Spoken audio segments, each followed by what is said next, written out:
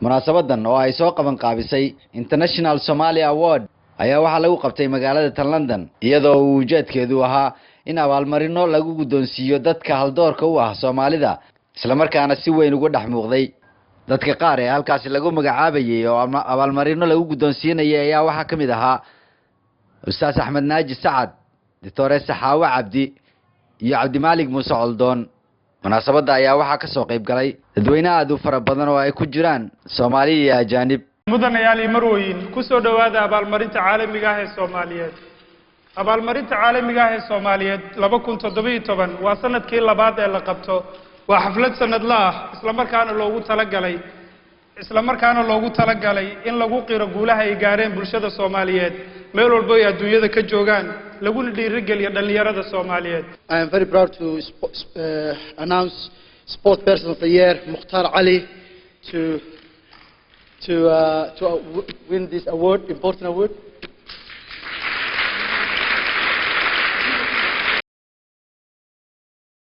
This award has been won by Business of the Year is Has Petroleum.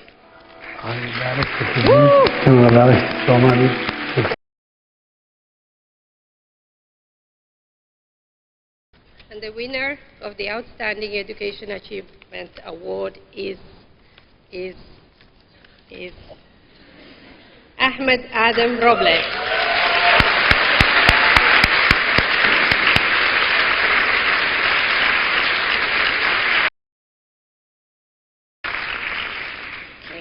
Moment of truth.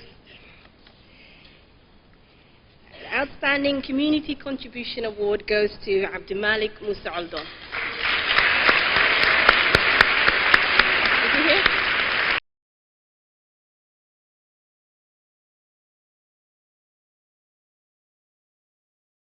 Hawa Abdi is a role model and mentor to so many Somali women out there.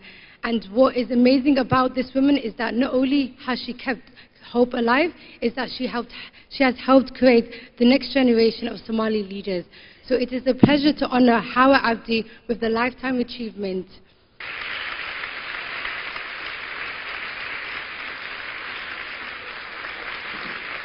I would like to please welcome Dr. Hawa Abdi's daughter, Zahra.